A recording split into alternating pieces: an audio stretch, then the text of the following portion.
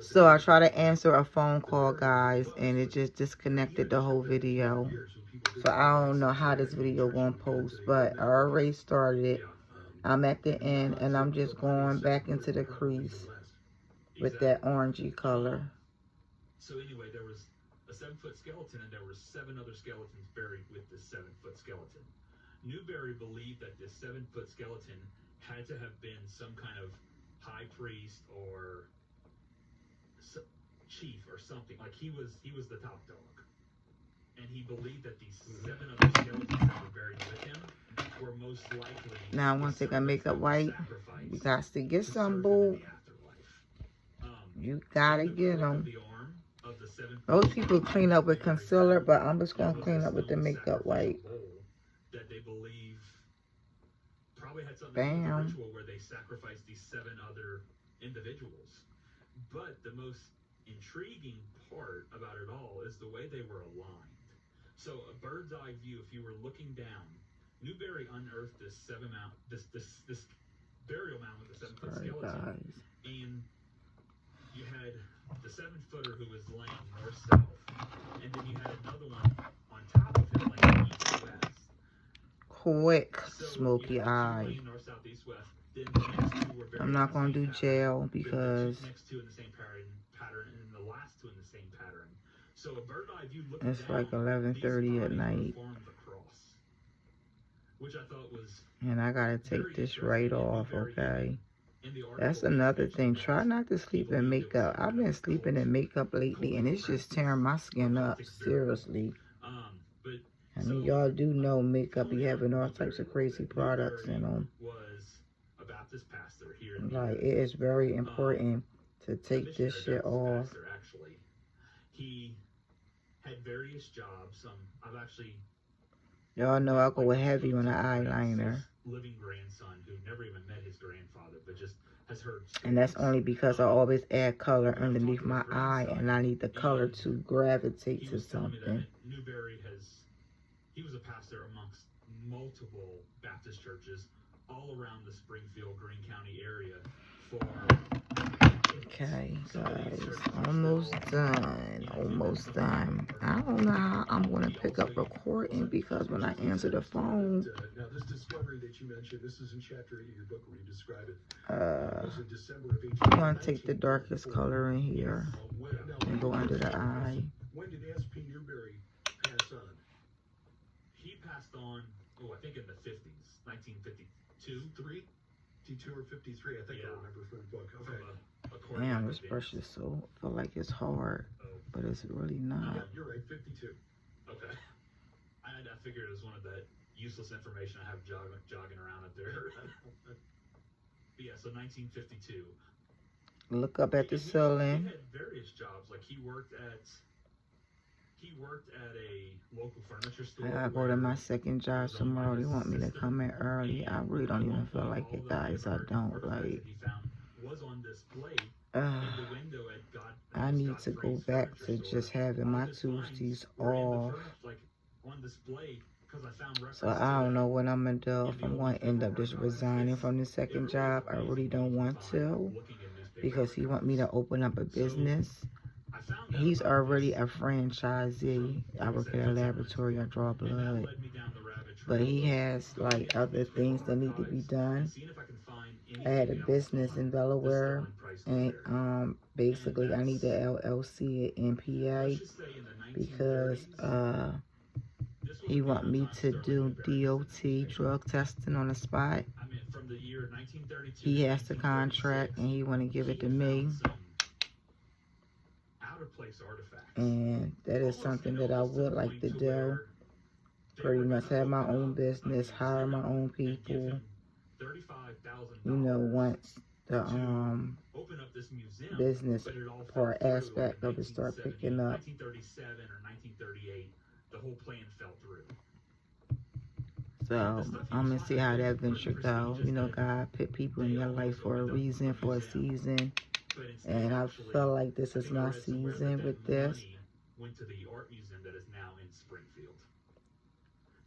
It's an easy job to do. I know how to do it. Like, I know how to do makeup. You know, I've been doing drug screens at all my jobs for at least over 10 years. So the thing would be, you know, if business is really business, I would have to train other people.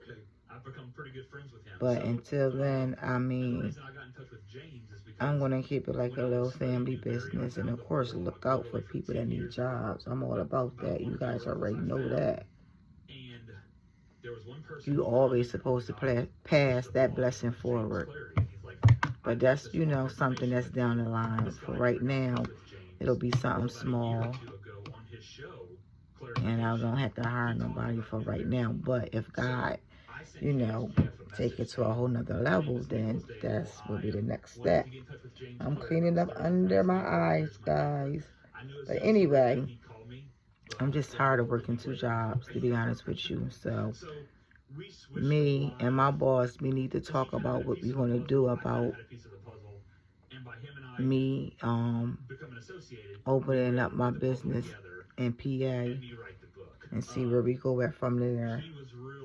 He was actually on the Steelville Giants episode with the Rivera brothers. Okay. I don't know if you remember. All right, guys, this is the look. I don't even know if the red really showed up like how I wanted. You know what? That's my problem. I'm always trying to do some other shit, knowing I should just leave it like this. It's just a little orangey, reddish, smoky brown. Why I keep saying brown? Smoky eye. There we go. He's been looking for this location. All right, let me add something else to it. This probably gonna mess the whole thing up, but you know what? Always remember, makeup is trial and error. You might hate it or you might love it. So I'm going in with that Dose of Colors palette with like that purpley-ish color. And I'm going just on the edges. When William Fulbright and them came out, like early pioneers came out here, William Fulbright settled that spring, and I believe that was the first settlement of Springfield. I believe so.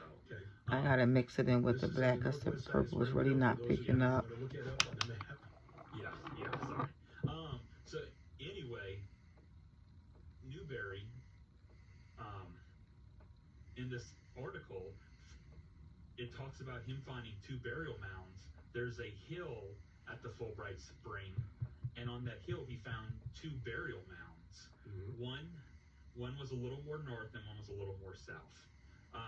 The one that was more north, he stated that when him and his son, Sterling Newberry Jr., excavated that one in 1932, they found it was a single burial, and they found what they believed was an Indian chieftain. I can't believe I'm not using my magnifying glass, guys. Which I thought was very interesting. Okay. I hadn't really looked too much into the simple fact of it being painted, but I've seen some other stuff about burials being found. So I am just darkening up the outer corner. But I'd like to learn. Yeah, I've read that this was a thing in what they call, well, I'm gonna speak, say more than I actually know, that the use of ochre, which is a red powder in burial practices among ancient peoples, is fairly well known to archaeologists. And I'm just dragging that color over, blending it out. Or a common practice here in North America. So interesting that in these dual mounds, that you got the one that had the painted skull, instead of the ochre just sort of sprinkled across the. Yeah, that it was painted instead of just sprinkled with this red powder. Yeah, the skull was painted red, right. And they believed I like it was some kind that. of chieftain. We can go with that. We can rock out with that. Yeah, the 1932 article, they don't talk anything about the size of the skeleton. Guys, I'm going in with a light hand, and I'm not even using my magnifying glass, so. Larger than the average person, but then just south I am really stepping out on faith here. Where Sterling Newberry and his son. So I'm darkening up the edges, just to give it a more of smoky look. because it's not smoky enough for me, and I'm trying to bring the smoke.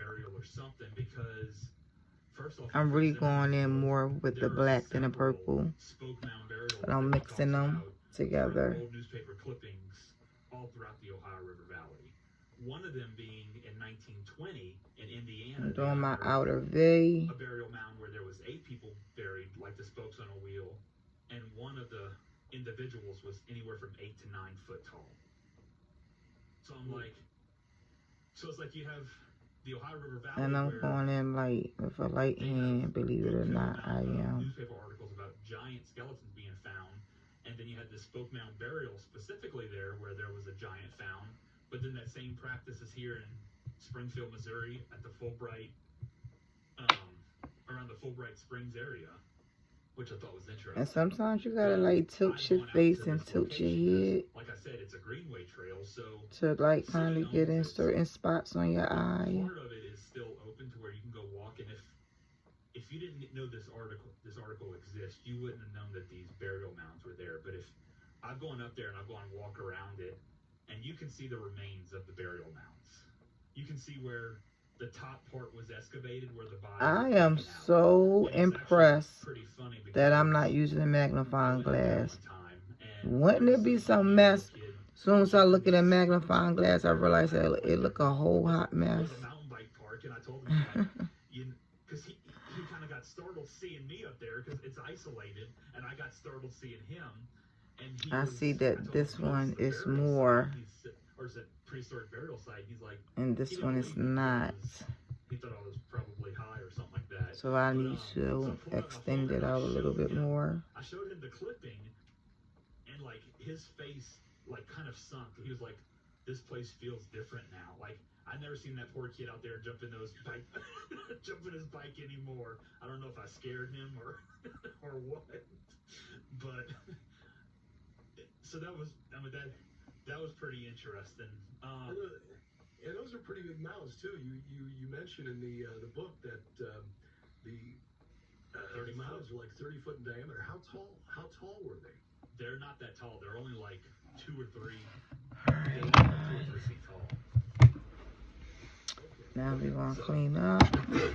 Honestly, it's because I've had that use of LiDAR that I was able to find them. But if you're just looking at it with the naked eye, you would think it's just the lay of the land. Or even possibly part of a sinkhole. But, I mean, it's because of the LiDAR that I've come to acquire that I've been able to find the actual areas where the burial mounds were at. Plus, the article I was curious about that, by the way, because Alright guys, this makeup look did not take long at all. So my friend Brent Height, he helped set me up with the program that has it.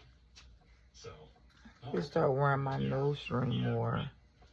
I never put it in. He's probably a master at it. I'm proficient.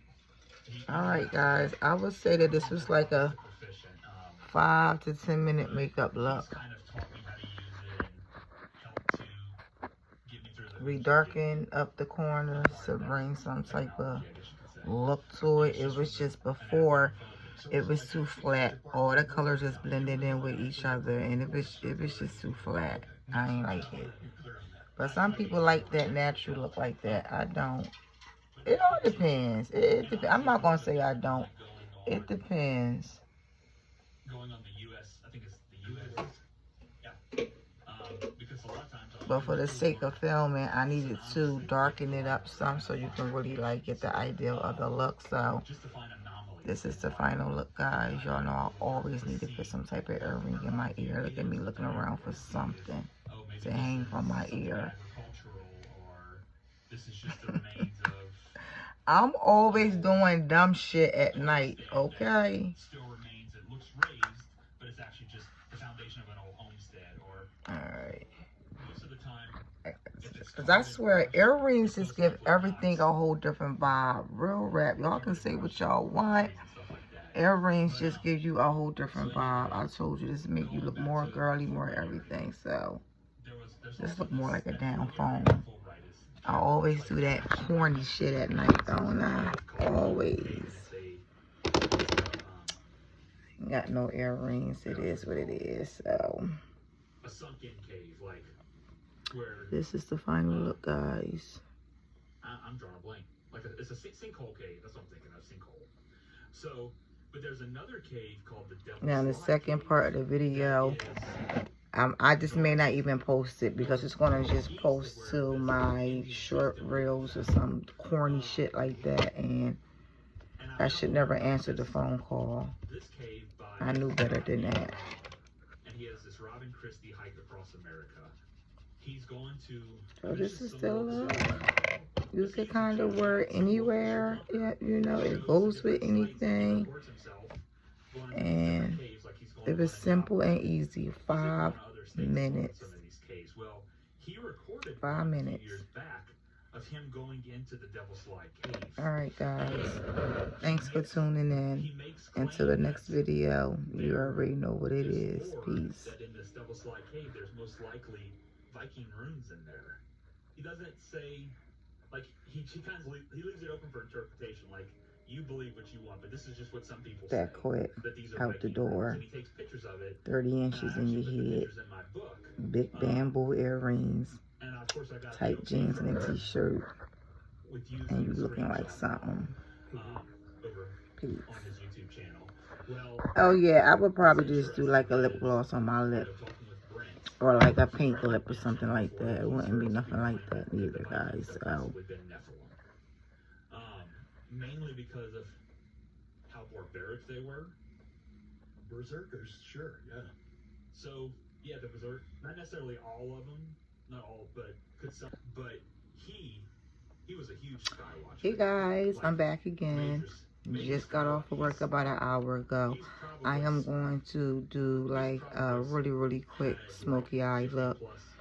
My skin look dull. I'm gonna put some Charlotte Tilbury on.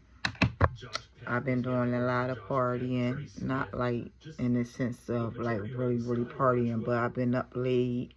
I've been going out to a lot of different places to eat.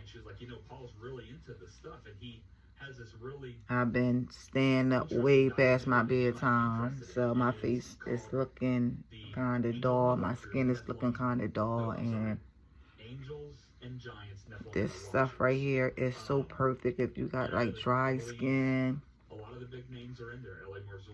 And it just like smooth out your skin. I have fine lines and wrinkles. I don't have that many fine lines and wrinkles, but I'm at that age where they are coming. So why not get the jump on it now? Charlotte Tilbury. I'm also waiting for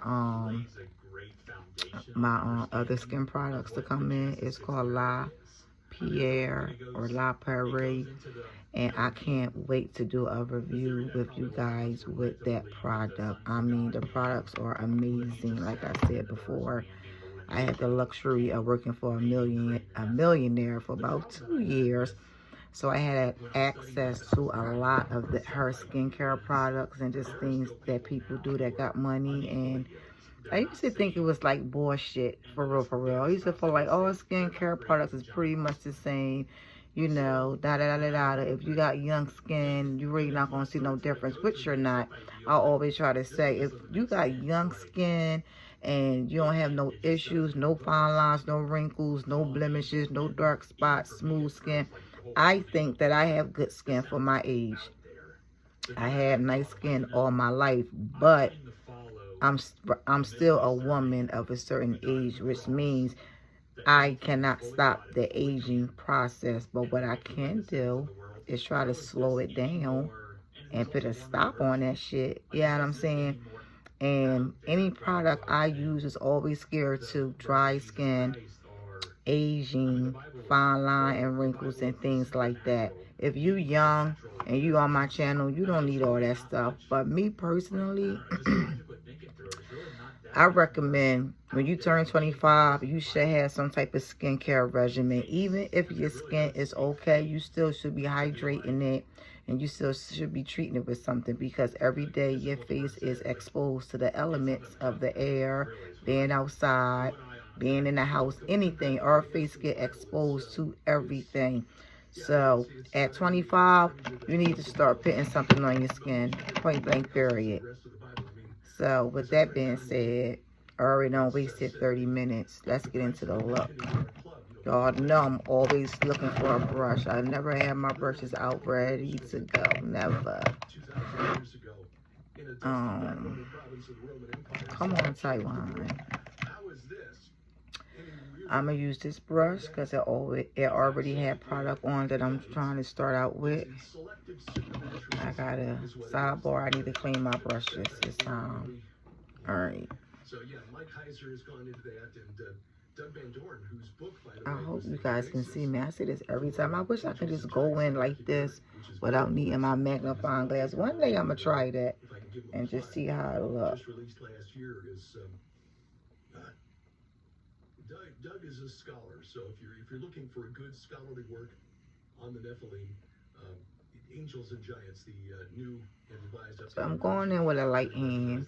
It's already product on the brush, so it's going to show up heavier than what I want it to show up as, but it's still fine. That just means I don't have to work as hard. You see this line? I have a hooded eye. That is the most hardest makeup to do on a person. You see this line down there, guys? That is my crease. On a regular eye, your crease should be about up here. So what we have to do is create our own crease by bringing the makeup up higher like I did with this right here. So this little line, I think everybody with a hooded eye has that dark line. I use that as a guide.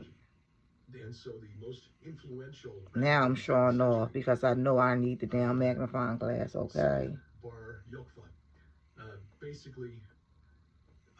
And don't go right on top of it. That was a lesson that I had to learn the hard way. Because makeup, it spreads like that. Meaning, if I start on that line, the orange is going to be up here. So it's always good to start low and let it gradually move up to the top where you want it at. Yeah, Bible scholars going back for the last 100 years have agreed that, yeah, that was what, you know, the author of Genesis. So we got the crease work done. We agree, we believe to be Moses. Now let's see if I can find a clean brush to finish it. They'll say the author of Genesis. Remember, back of your hand, look at this. This has glitter on it. The same mistake I used with my last video with my nose, so I'm definitely not using that one. And you know what's wild, guys? I got a whole brush set right here that millionaire brought me. Never used it. Never. I figure I'll use it when it's time for me to start replacing my brushes and stuff, but I think I am going to start using this. Oh, she gave me all types of gifts and stuff. She had a beautiful soul. She did. A beautiful soul. I used to take care of her husband. Real beautiful lady. So anyway, that story is for another time. Let's get back into the makeup. So when you're doing makeup, you really kind of want your colors to be cohesive and to blend in with each other. The fact that I got like this orangey color, a brown will look nice on my lid. Something shimmery like this. Every time I put something shimmery like this, I feel like it just don't stay on. So I really stay away from them colors. But somebody else like you might have better luck than me. I'm using my Tasha Denoya palette. And I'm trying to figure out what color do I want to use. Oh, I know what color. I'm going to go in like with that. With this reddish color right there.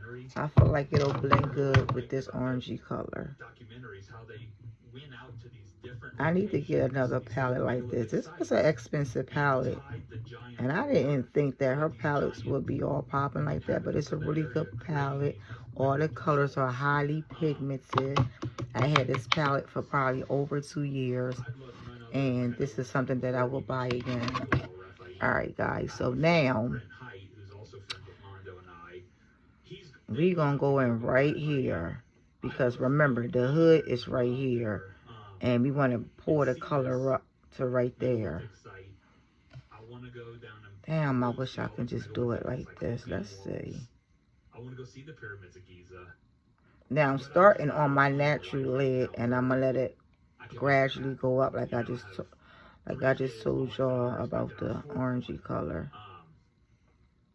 Oh, I felt so nervous doing it like this without looking. Alright, I gotta stop playing around, y'all, and getting this magnifying glass. Seriously. My eyes getting so bad, guys, that this is not even working for me no more. For the past 2 years, I really haven't even had a chance to go up to St. Louis yet and look at Cahokia. I mean, I feel like Cahokia is probably my next. And I'm bringing it down to my lid. Before I become too much of a world traveler. But, so just because I'm in my life right now, I'm very limited, working full-time as a nurse with full-time family, full-time father, full-time husband. I decided I wanted to look more locally, see if there's any evidence of giants that were here in the Springfield area. And I feel like if anyone took the time to go to newspaper archives, we would find that there's evidence of giants all around, all across the United States. And you know what? I'm going in just like this, guys. And this would be Fritz Zimmerman. So Fritz Zimmerman has a book. I'm winging it out some. Of North American Giants. In there is where I found out about Sterling Price Newberry. So there's an article in his book where it talks about. I could bring it in a little bit more, like right here.